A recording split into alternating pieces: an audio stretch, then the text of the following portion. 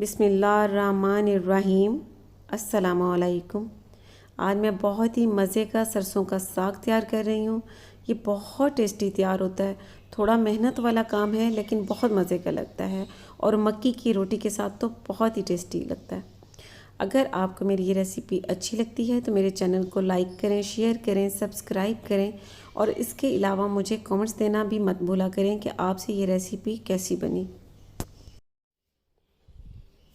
सरसों का साग तैयार करने के लिए हमें जिन चीज़ों की ज़रूरत होगी, सरसों का साग चाहिए 2 kg। ये देखें, ये इस तरह का होता है। बाथू चाहिए 1/2 kg और ये मैं आपको दिखा दूं कि ये देखें, बाथू इस तरह का होता है, इस शक्ल का। ये साग में डालना ज़रूरी होता है, इससे साग का टेस्ट बहुत ज़बरदस्त रहता है। और पालक चाहिए 1/2 kg। ये देखें, ये 3 चीज़ें बहुत ज़रूरी होती हैं साग तैयार करने के लिए। अब इन तीनों चीज़ों को अच्छी तरह से धो लेना है और इनकी कटिंग कर लेनी है। अब फ्लेम पर पैन रखना है और इसमें सरसों का साग डाल देना है और साथ ही 2 लीटर पानी डाल देना है। बाथू को भी अच्छी तरह से धोकर इसकी कटिंग कर ली है और अब ये इसमें डाल देना है। पालक, इसको भी धोकर अच्छी तरह से काट लिए, अब ये भी इसी में डाल देना है। साग में हरी मिर्चों का इस्तेमाल बहुत ज़्यादा होता है लेकिन फिर भी आप अपने टेस्ट के मुताबिक इसमें ऐड कर सकते हैं। लहसुन के जवे 12 अदद। अब इसे कवर करके 2 से 3 घंटे तक मीडियम फ्लेम पर कुक होने देना है। साग को पकते हुए 2 से 3 घंटे हो चुके हैं।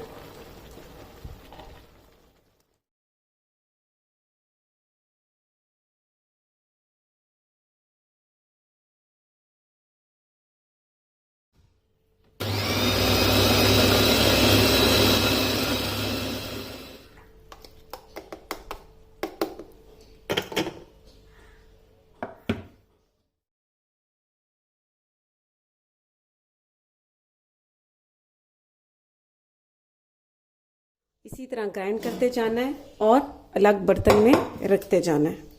इस तरह साग को मैंने चॉपर में डालकर बिल्कुल इस तरह ग्राइंड कर लिया है। आपको बता दूं, अगर आपके पास चॉपर नहीं है तो इस घोटने से भी साग को इस तरह से कर घोटा जा सकता है। दूसरा तरीका ये है, अब यहाँ पर साग को फ्रोज़न करना है तो डब्बों में डालकर फ्रोज़न कर दें। जितना ज़रूरत हो उतना निकालें और तड़का लगा लें। इसमें से मैं हाफ को तड़का लगाऊंगी और हाफ को फ्रोज़न कर दूंगी। फ्लेम पर पैन रखना है और इसमें देसी घी डाल देना है 1 कप। आप चाहें तो ऑयल में भी तैयार कर सकते हैं और मक्खन में भी तैयार कर सकते हैं। और साथ ही इसमें 3 टेबलस्पून लहसुन अदरक का पेस्ट डाल देना है।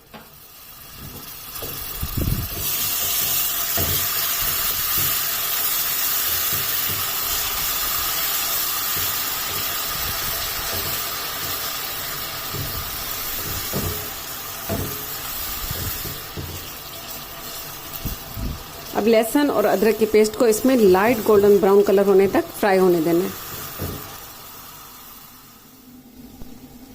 अब 3 टेबलस्पून इसमें पिसी हुई हरी मिर्च डाल देनी है।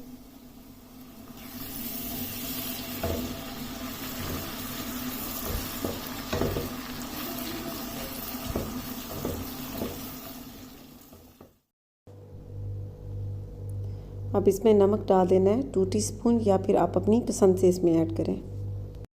कुटी लाल मिर्च ये ऑप्शनल है, 1.5 टीस्पून।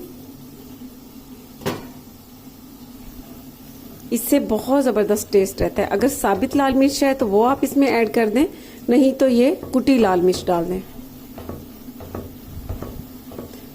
अब इसे 1 से 2 मिनट तक इसी तरह फ्राई होने देना है इन सारी चीज़ों को। अब इन सारी चीज़ों को फ्राई होते हुए 2 से 3 मिनट हो चुके हैं। अब इसमें साग डाल देना है।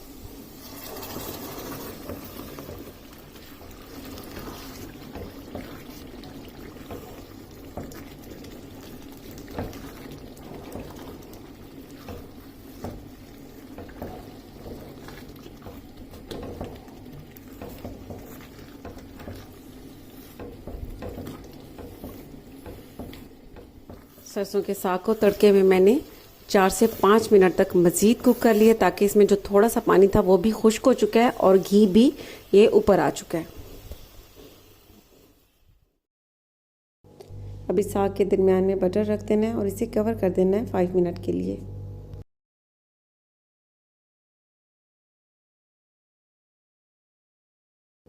बहुत ही डिलीशियस सरसों का साग तैयार है। आप इसे मक्की की रोटी, चावल की रोटी के साथ खाएं। इसका टेस्ट बहुत ही मज़े का लगता है। नमक और मिर्च आप अपने हिसाब से कम या ज़्यादा भी रख सकते हैं। तो आप ज़रूर ट्राई कीजिएगा और इसका फ़ीडबैक मुझे ज़रूर दीजिएगा। इसके साथ ही अल्लाह हाफिज़।